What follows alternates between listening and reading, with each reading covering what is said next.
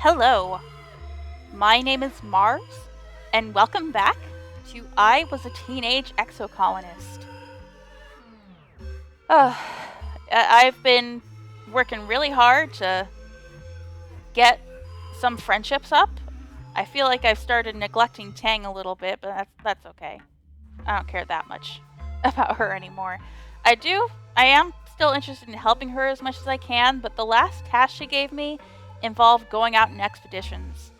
So I think we might have hit a wall with how much we're able to actually help Tang out. Which is a shame. I feel like what she's working on will really help the colony, but I don't know.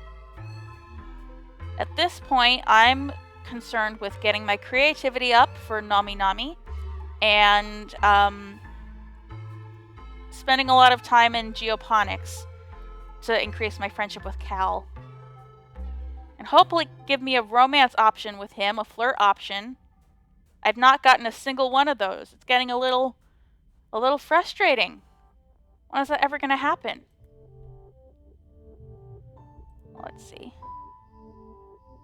We could probably bear to get rid of a few cards at the spa.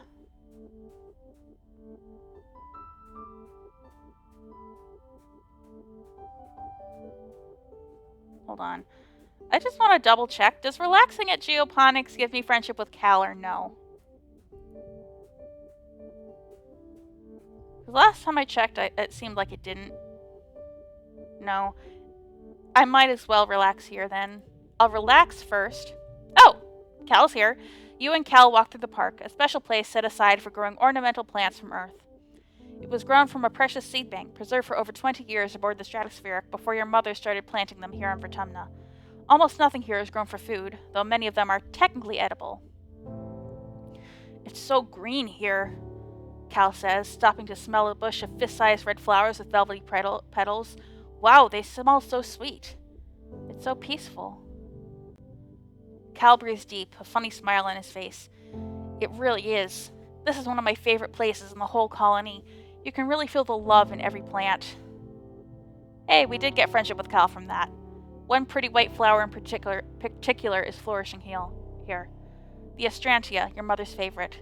It seems to be growing faster than even native plants do, covering the paths and bluffs with tiny white stars. You practically have to push clumps of it aside in some places just to make sure you don't crush any. Good thing it's so beautiful. Alright, what do I want to forget? This one stacks up to be pretty valuable. This one is only one.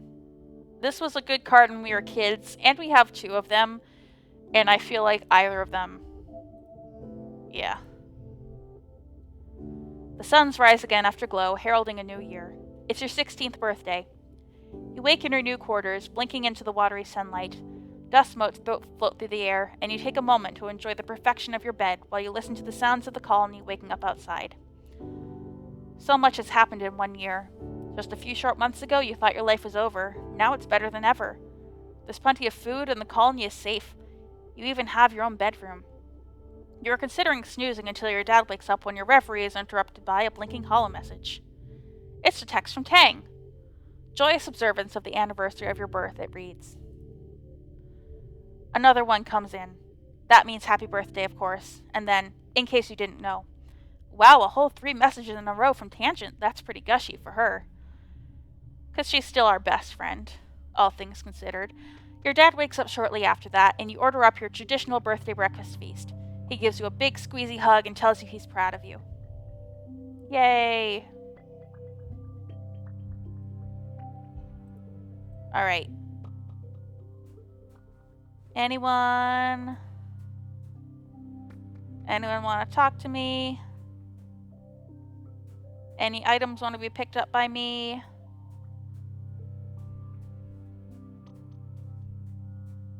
Come on, come on.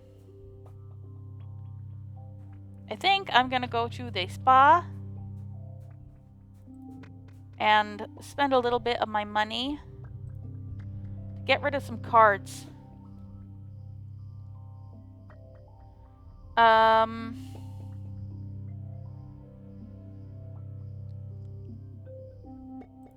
I don't need this. Yeah. And we already said we wanted to get rid of this. Yeah. Hiding in the creche is unchangeable. Yeah. And we can get rid of some blue ones too. Acing a test. Yeah.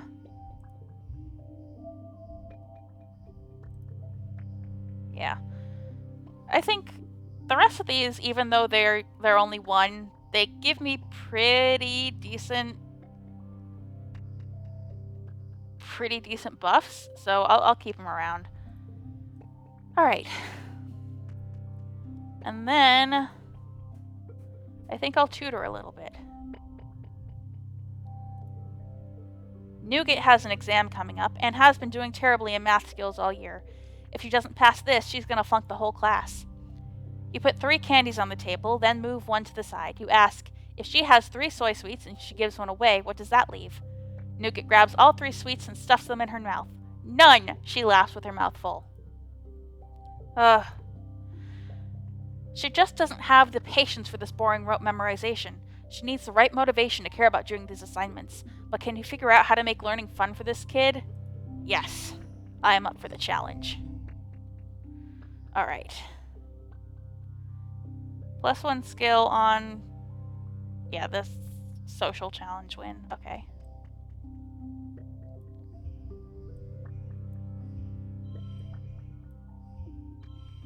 Alright. I think that's pretty good for the first round.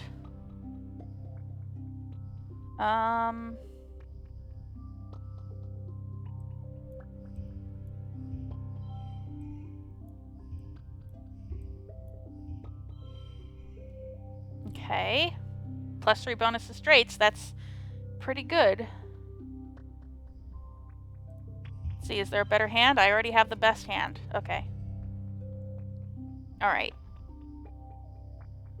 Ooh, I have so many 6s. 6, 6.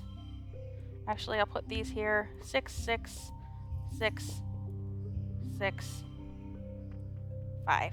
Yeah. There's a win. Haha. Yes. You've worked with Nougat enough to know that she needs to be able to apply her hollow learning to something in the real world. So instead of trying to teach her from a textbook, you take her around to all the places in the colony where people use math in their jobs. Aunt Anne tells her about doubling recipes for cooking. Cal teaches her about measuring a field and using it to find how much fertilizer he'll need to shovel. And Mars shows her an easy way to calculate how many kudos he'll need to cover buying things in the depot. When she's not bored, Nougat is actually super smart. She's able to do far more complex math than she should know at her age. Well, yeah, Nougat says when you compliment her on her math skills, but that stuff isn't math, it's just knowing how things work. One day, she realized that math is how things work, not just boring old textbooks and endless formulas. But for now, letting her do it her way seems to be the right strategy. +3 to all other mental cards. Oh, look at that! That art is so cute of Nougat. Chief Engineer Instance. Can't believe you managed to get through to Nougat. She's so impressed that she gives you a kudos raise. Increased rewards for tutoring. Sweet.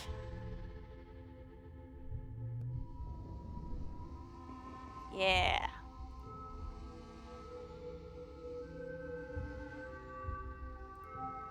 Alright.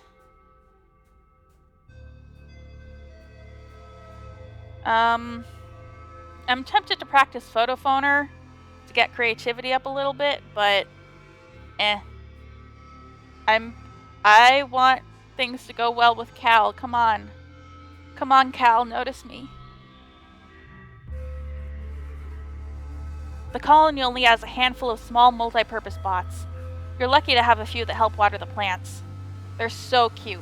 They can't talk, but they understand what they say when you say, well, basic stuff anyway. This one seems to want something from you. It's dancing back and forth on little bird-like legs, like a toddler who has to pee. What is it, girl? Did you lose your hose? The bot pauses and cocks its body sideways, like a dog trying to understand what you're saying. Then it gives a frustrated hop, looks pointedly up at you, then toddles to one of the greenhouses and enters it through the little bot door besides the human door. Is this the bot?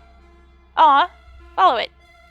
The bot waddles down one row of seedlings, stops, and begins hopping from leg to leg, agitated. You scan the room. All these greenhouses look the same, but the plants in them have very specific needs. Some like swamps, some like deserts, some like temperature climates, and eventually you're going to try all of them on Vertumna. The greenhouse is very dry and hot. It must be a desert biome. And we have biology 25 or greater for sure. What does she want? A watering bot shouldn't even be in a desert biome greenhouse. These plants very rarely need to be watered. You take a closer look at the seedlings. The bot watches you closely, unwilling you to figure it out. Oh, these are marsh plants. The bot must have recognized that these seedlings have accidentally been put in the wrong greenhouse. Hundreds of them in rows, and they're all wilting quickly in the dry heat. You tell an adult and get those plants moved. Thanks, little bot friend. Okay.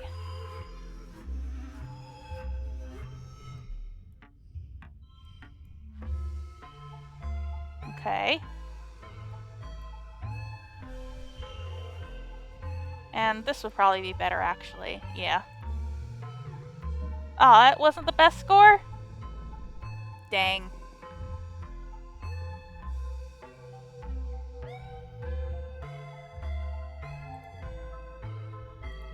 Come on, Cal. What's our friendship like? 47? Ugh.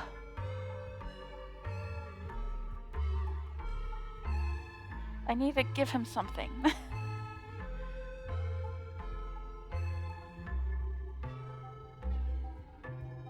I think giving him a present would put me over the edge if I continue to work with him, but...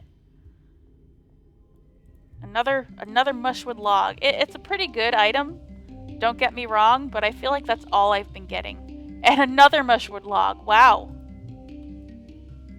Okay.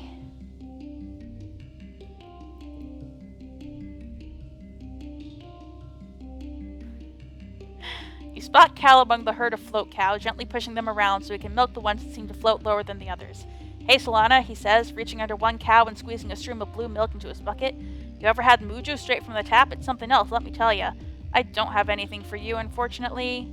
Do I? Nope, I literally only have logs. Which I'm sure one of these people likes, but I don't know. Let's continue.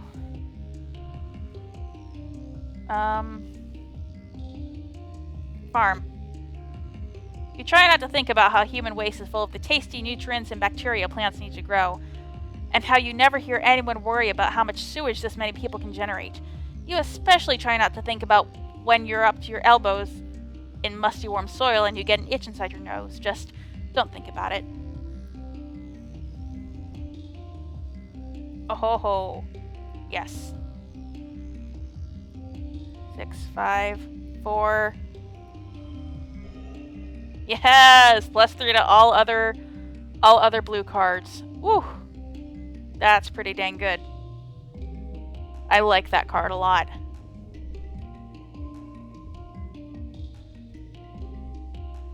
You're woken by the buzzing of your hollow palm. It's a colony-wide alert. You rub your eyes and ponder the thickness of the air seeping into your bedroom through the open veranda door. It's an ominous but beautiful sight. The seasonal pale pink haze has turned into a deep fuchsia, with scintillating silver sparkles floating through it. The shimmer. You check your holopalm messages. There's a colony-wide notice telling you to stay put. Stay put. You seal the doorway and windows tightly. Then play holo games to keep distracted. It's kind of relaxing, actually. The light filtering through the fuchsia fog does interesting things to the ambiance of your room. Around dinner time, you hear from Chief Engineer Instance. Your dad was outside tending the farm when the fog rolled in, and ignored the orders to shelter in place. They found him trying to leave through the colony gates. He collapsed and has been rushed to medbay. He was trying to leave? When they finally let you in to see him, your dad is lying in a medbed asleep. He's almost unrecognizable. The shimmer is all over him, and his skin is glittery and strangely lumpy. Like something's growing out of it. Something is growing out of him, you realize, as you see Instance carefully scrape what looks like fungus from his shoulder. She places it in a petri dish and hands it to Tangent. There are tiny fungal growths all over him, even one poking out from the corner of his mouth. You watch with disgust as a thin trickle of glittering pink dust leaks off the tip of it and disperses into the air. Tang places the sample from your dad under an analyzer and turns it on. She looks tired. I'm sorry, Solana, she mumbles. Oh.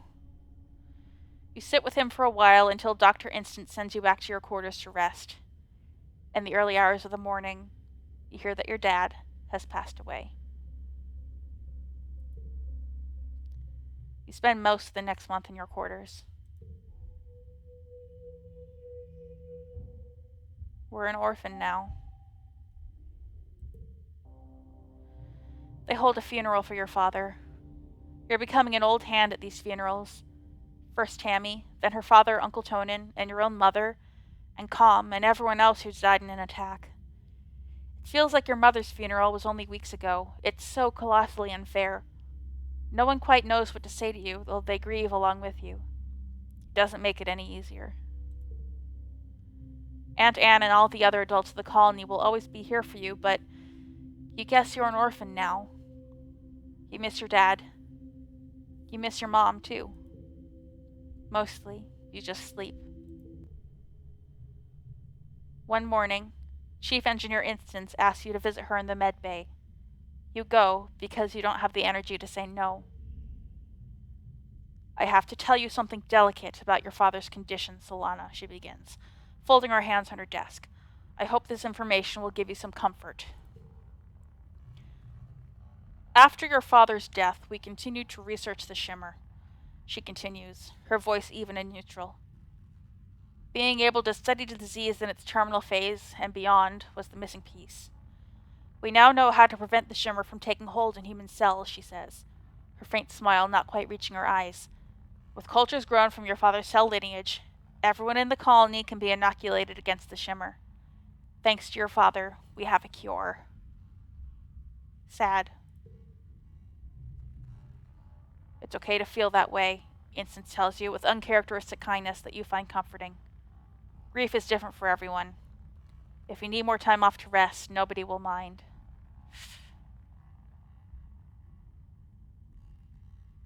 Let's keep resting. As you're heading back to your quarters at the end of the day, and as you pass by the med bay, you hear shouts and scrambling from within. Several surveyors have come back with serious wounds, not the usual broken limbs and sunstroke. One of them is holding a towel to her own leg, staunching blood flow from a massive animal bite. Another looks nearly blinded from acid. It looks like chaos in there. I'll help. Gosh, it's a good thing you were here. Triaging and getting the most badly wounded into the med beds is difficult, and the others need traditional medical attention while they wait. It's hectic, stressful work, but you're able to keep your head and provide assistance. Good work in there, Solana, Chief Engineer Instant says. You know, with how the colony's grown, I could use an assistant nurse here. Someone I can trust to take care of things while I'm working in the lab. Come back next month and give me a hand if you're interested. Unlocked nursing assistant. I don't want to forget either of these. Yeah.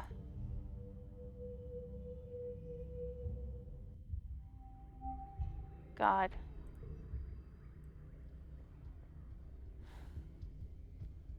Hey, no music. Oh, there it is. We knew it was going to come eventually. It was softer than our mother's death, but still tragic. Let's see what nursing assistant entails. Assistant medbay. That gives us friendship with Tang.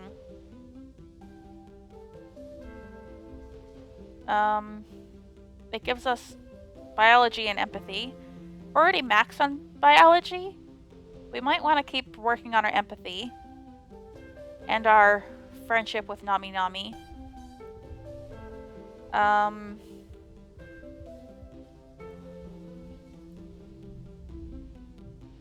Hey, I could really use one of your dad's hugs right now, you know? Let's go back to geoponics. They're gonna need all the help they can get in there.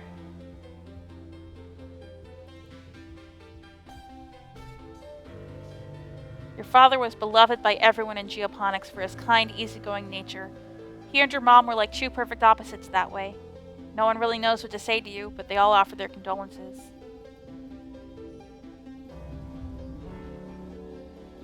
Oh dang, okay.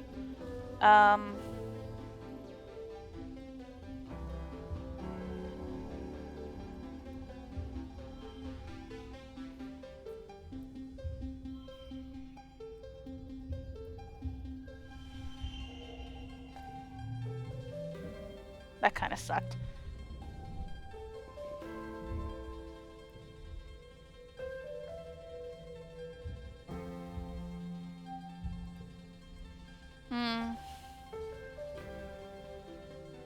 Oh, episode's pretty short so far. I can keep going for a bit. Let's see, I want to get my friendship with Cal up to 50.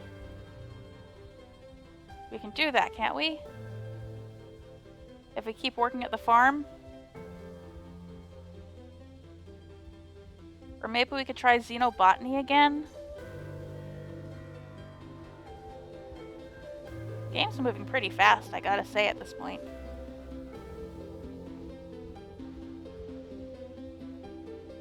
Yeah, I think they're gonna need all the help they can get farming.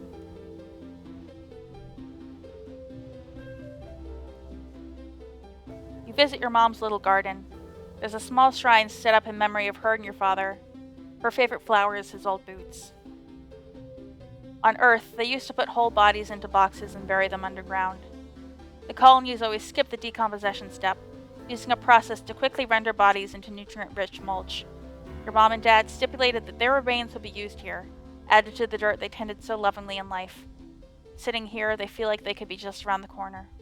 Talk to them about how much I miss them. You spend some time talking in the general direction of the shrine about how much you miss your mom and dad, and how unfair it is that they died so young. You know that the whole colony is your family, but being orphaned at 16 is still a heavy blow. You imagine your mom ruffling your hair and telling you to toughen up, and getting a warm bear hug from your dad. You hear footsteps behind you, and the creaking of the little garden gate. Cal kneels beside you and gazes at the shrine. I miss them too, he murmurs. I know I already have more parents than the average person, but your mom and dad were kind of like my parents too.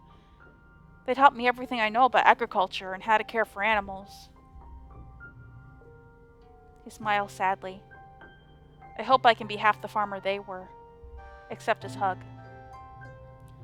Cal's a great hugger. Not too tight, not too familiar, but warm and strong and comforting. He reminds you a little bit of your dad, strong but sensitive.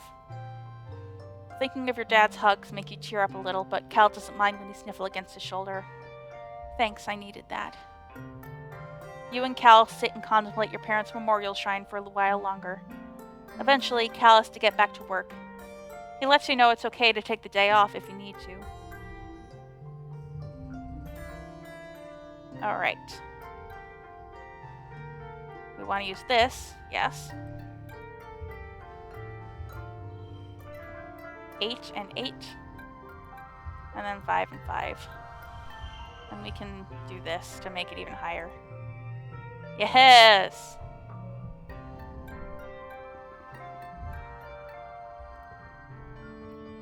It's Vertumnalia. In the midst of the colony decorating and setting out food for the feast, you have trouble finding your festive spirit. Your dad's only been dead for a few weeks. How could anyone celebrate at a time like this?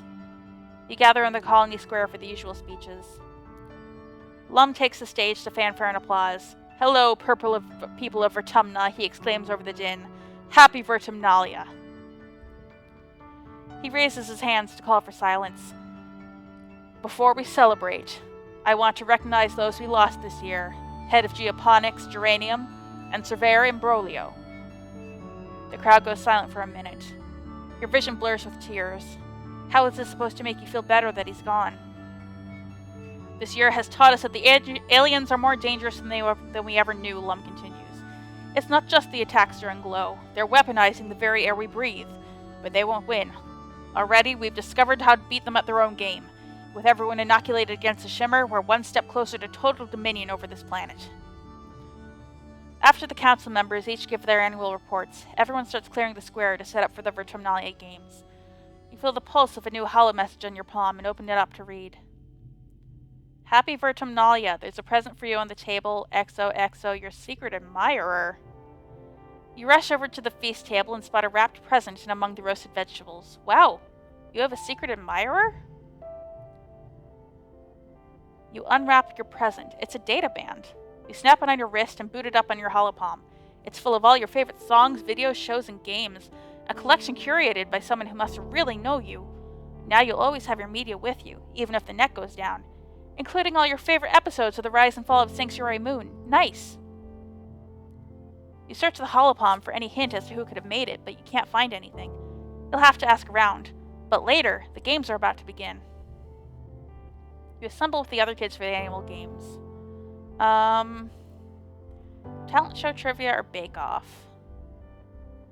I mean, I feel like maybe this would put me in good with Nami Nami. I mean, it says it needs persuasion, but I don't know, a talent is creativity. I don't know, I feel like I would sit this out because of my dad's death, but hey, I got a gift from a secret admirer who's probably not who I want it to be because the game has not given me any options to flirt with him, but I'm in a good mood. I think I'll participate in the talent show. Mars and Rex. Oh, I thought Nami would like that.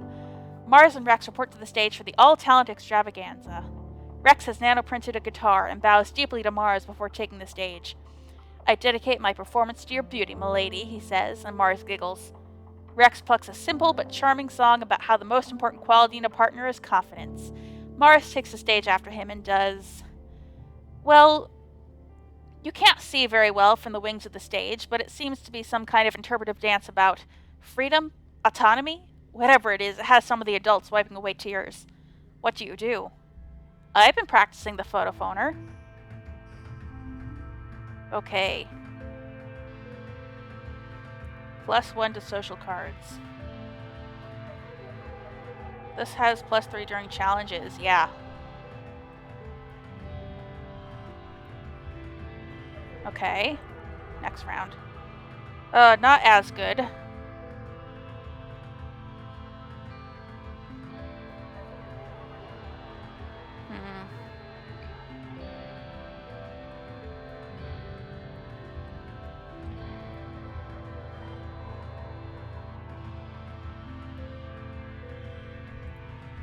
Okay. I don't know if I'm gonna be able to...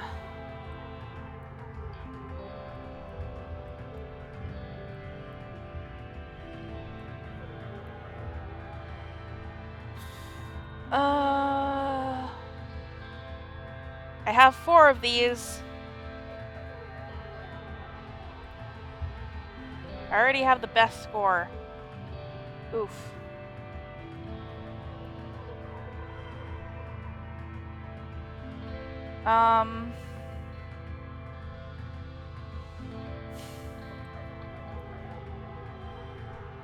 Nope. That wasn't good.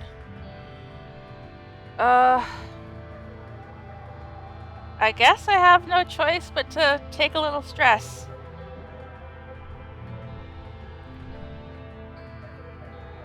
Oh, I won! You play a complex song in the photophoner, pairing it with surreal visuals incorporating strange, dripping plants and many-eyed animals. The crowd is stunned and amazed by your artistic vision. You win by a large margin of raucous applause. After the festivities, everyone descends on the feast. You heap your plate with more food than you could eat in 3 sittings. Everyone around you is so happy, but you can't help but notice the empty space where your dad should be sitting. It's your first holiday as an orphan. The other colonists try to make room for you in their conversations, but it's not the same.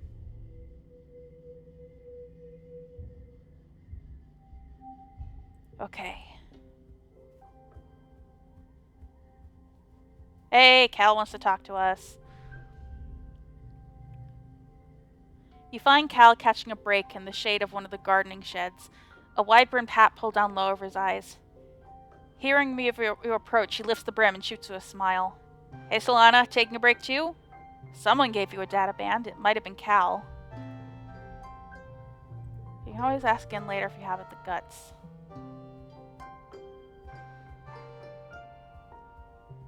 It's gonna give me the option to ask everybody.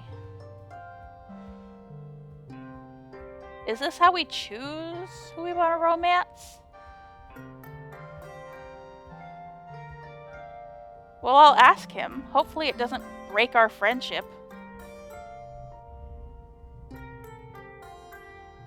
Guess not. Dang. Okay. Our other option? Tang.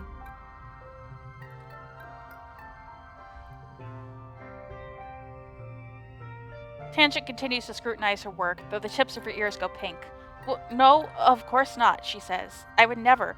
The whole idea of I'm simply too busy to. I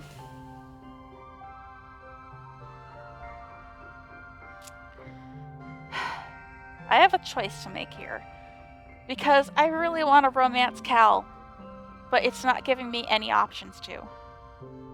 I don't know if this is gonna be like choosing my set path. Like it's gonna romance lock me with Tang if I say I won't tell. I don't know. Look, I'm gonna save here.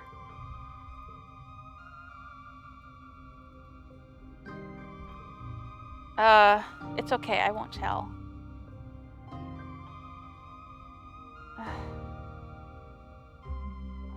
Tang nods, finally meeting your eye. Good, she says. I don't want to make a big deal about it. I mean, I'm okay with this. I'm not... I think that my time to romance Cal is past. I didn't hang out with him enough early on. I didn't establish moments to romance him, so we'll just be very good friends with him. And we'll date Tang. Yeah, she didn't like that. You lean in for a kiss, but Tangent takes a step back. I have to get back to work, she says, and leaves the room. Okay. Yeah, I'm just not good at talking to Tang. Okay.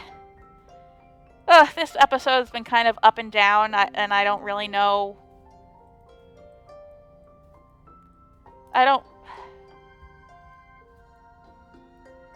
It's been very up and down, that's all I can say. Yeah, our dad died, but we got some new talents at the Virtumnalia Festival, and we did rank up our friendship quite a bit with Cal, even if it wasn't romantically, so that's good.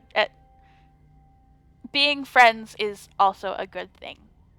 I'm glad that we have him in our corner, especially since he's the person who knew our parents the most. And yeah, at the end of the day, I think that having Tang as our secret admirer is a good thing, even though we immediately ruined it by going in for a kiss, because I don't understand how to talk to this girl. Yeah, but I don't know. I've been recording for a while. I think I'll end it here and continue on mid-dust with age 16. I think we're 16 in the next episode. Until then, I have been Mars, and I will be back with more I Was a Teenage Exocolonist.